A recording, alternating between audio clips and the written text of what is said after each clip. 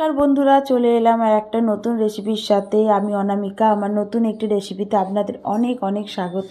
আজকের রেসিপি হচ্ছে চানা মশলা, পনির চানা মশলা। এটা কিন্তু খুব সুন্দর হয়েছিল, যেটা আমি বানিয়েছিলাম একেবারে নিরামিষ পদ্ধতিতে। শুধু সামান্য আদা বাটা আর টমেটো আর সামান্য চারমগজ দিয়েছিলাম, পেঁয়াজ আদা রসুন, পেঁয়াজ রসুন কিছুই কিন্তু দিইনি, আমিষভাবে বানাইনি, সম্পূর্ণ নিরামিষভাবেই বানিয়েছিলাম। প্রথমে আমি সকালবেলা, যেহেতু এটা রাত্রিরে আমি বানিয়েছিলাম, সকালবেলা কড়াইটা ভিজিয়ে দিয়েছিলাম, কাবলি ছোলাটা। আর সকালে ভিজিয়ে দেওয়ার পর বিকালবেলা বানাচ্ছি, তাতেই কিন্তু বেশ কড়াইটা ফুলে গেছে, বেশ অনেক ভালো মতোই ফুলে গেছে। এরপর পরিমাণ মতো জল দিয়ে প্রেসারে সামান্য লবণ দিয়ে আমি সিদ্ধ করতে বসিয়ে দেব। জলের পরিমাণটা কিন্তু একটু দেখে বসাবেন, অনেকটা জল দিয়ে দিলে কিন্তু জলটা বেরিয়ে আসবে, তাই পরিমাণ মতো জল দেবেন। আর খুব সিদ্ধ করে নেবেন না। আমি 3টে সিটি দিয়েছিলাম, 3টে সিটিতেই কিন্তু এই কড়াইটা খুব সুন্দর সিদ্ধ হয়েছিল। আর বেশি সিদ্ধ করলে কি হবে, কড়াইটা গলে যাবে, তখন আমি কষিয়ে নিতে পারবো না আলুর সঙ্গে। এরপর একটা মিক্সি জারের মধ্যে দুটো আদা, একটা টমেটো আর চারমগজ দিয়ে একটা পেস্ট বানিয়ে নিলাম। এরপর আমি যেহেতু পনির চানা মশলা করব, পনিরটা প্রথমে এখানে আমি আমুলের পনির ব্যবহার করেছি। আমুলের পনিরটা কিন্তু খুব দারুণ হয়। আর তারপরে আমি কেটে নিচ্ছি চৌকো চৌকো করে। এরপর এই পনিরগুলো কড়াই সিদ্ধ করতে বসিয়ে দিয়ে এইগুলো করে নিতে হবে। এইভাবে চৌকো চৌকো করে ছোটো ছোটো করে কেটে নিয়েছি। এই পনিরটা কিন্তু সফট করে রাখবে একটা জিনিস, গরম জলে সামান্য লবণ দিয়ে পনিরটাকে ভিজিয়ে রাখবেন কিছুক্ষণের জন্য, তাতে না পনিরটা বেশ সফট থাকবে। দেখুন কড়াইটা সিদ্ধ হয়ে গেছে, সিদ্ধ হয়েছে এমনভাবেই ভালোভাবে সিদ্ধ হয়েছে কিন্তু গলে যায়নি। তারপর কড়া গরম হয়ে গেছে, সর্ষের তেল দিয়ে দিলাম। সর্ষের তেলেই আমি রান্নাটা করব, এই জন্য সর্ষের তেলের মধ্যে দিয়ে দিলাম গোটা গরম মশলা। গোটা গরম মশলার মধ্যে দারচিনি, এলাচ, লবঙ্গ দিয়ে ভালো করে তেলের মধ্যে নাড়াচাড়া করে এরপর আমি কেটে রাখা আলুগুলো দিয়ে দিচ্ছি। তেলের মধ্যে দিয়ে ভালো করে নাড়াচাড়া করছি। ভালো করে আলুটা ভেজে নেব প্রথমে, তারপর আমি এখানে মশলাগুলো দেব। এরপর পরিমাণ মতো লবণ দিলাম, দিয়ে আরেকটু ভাজলাম। এরপর যে আমি পেস্টটা বানিয়ে রেখেছিলাম না, সেটা দিয়ে দিলাম, কিছুটা দিলাম।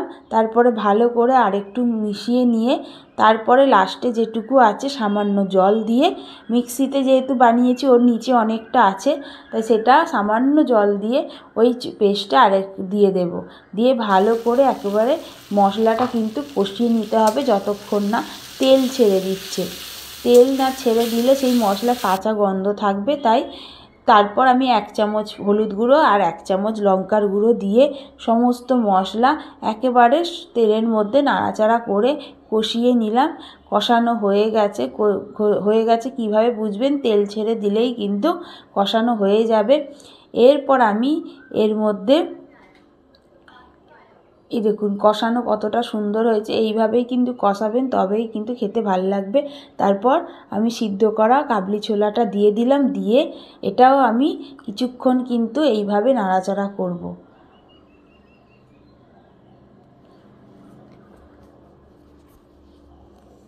এইভাবে নাড়াচাড়া করলাম, ভালো করে মিশিয়ে নিলাম মশলার সঙ্গে। দেখুন কষাতে কষাতে এই রকম কালার এসেছে, কিন্তু খেতে এইভাবেই কিন্তু করবেন। সামান্য একটু না কষালে কিন্তু ভালো লাগবে না। তারপর একটু জল দিয়ে দিলাম, পরিমাণ মতো জল দিলাম, দিয়ে এরপর ঢাকা দিয়ে আলুটাকে সিদ্ধ করার জন্য ঢাকা দিয়ে দেব। তারপর ঢাকা খুলে দেখছি যে অনেকটাই সিদ্ধ হয়ে গেছে, কিন্তু এরপরেই আমি এখানে পনিরটা দিয়ে দেব, দিয়ে আরেকটু সিদ্ধ করে নেব। পনিরটা আমি ভেজে দিইনি, আপনারা যদি ভেজে দিতে পারেন দিয়ে দেবেন। আমি এইভাবে পনিরটা ভিজিয়ে রেখেছিলাম, তারপরেই কিন্তু দিয়ে দিলাম। এইভাবেও পনিরটা দিলে কিন্তু খেতে ভালো হয়। পনিরগুলো দেখতে কত সুন্দর লাগছে না? পনির খেতে কিন্তু দারুণ লাগে। চানা মশলাতে একটু পনির দেবেন, দিলে কিন্তু আরও টেস্ট বেড়ে যায়। এইভাবে আর একটু মিশিয়ে নিয়ে আমি ঢাকা দিয়ে দেবো। ঢাকা দিয়ে একটু জল দিয়ে দিলাম, এবার ঢাকা দিয়ে দেবো। তার সঙ্গে আমি পরোটা করছিলাম, এই পরোটা আর চানা মশলা। এই দেখুন কত সুন্দর কালার এসেছে। লাস্টে একটু গরম মশলা দিয়ে দিলাম। চানা মশলা আমার রেডি। শুধু একটু নাড়াচাড়া করে আর খুন্তি দিয়ে আলুগুলোকে একটু গালিয়ে দেবো, তাহলেই কিন্তু আমার চানা মশলা রেডি হয়ে যাবে। কেমন লাগছে বন্ধুরা চানা মশলা একটু কমেন্টের মাধ্যমে জানাবেন। ভালো লাগলে একবার এইভাবে বাড়িতে বানিয়ে খাবেন। আর চানা মশলাটা যেহেতু নিরামিষ, আমরা কিন্তু কোনো পুজো টুজোতেও কেউ বারব্রত করলেও কিন্তু এই চানা মশলা বানিয়ে খেতে পারি। পেঁয়াজ আর রসুন ছাড়াও কিন্তু চানা মশলা ভালো হয়। চানা মশলা অ্যাকচুয়ালি নিরামিষটাই খেতে বেশি ভালো হয়। আর এইভাবে মাখা করে নেব, বেশি ঝোল করব না, কারণ যেহেতু চানা মশলা এরকমই খেতে ভালো লাগবে। তার সঙ্গে আমি লাচ্চা পরোটা ভেজে নিচ্ছি এই পরোটার সঙ্গে। আর চানা মশলা খুব দারুণ হয়েছিল। আপনারাও এইভাবে লাচ্চা পরোটার সঙ্গে বা যে কোনো পরোটা লুচির সঙ্গে কিন্তু চানা মশলা খেতে ভালো লাগবে।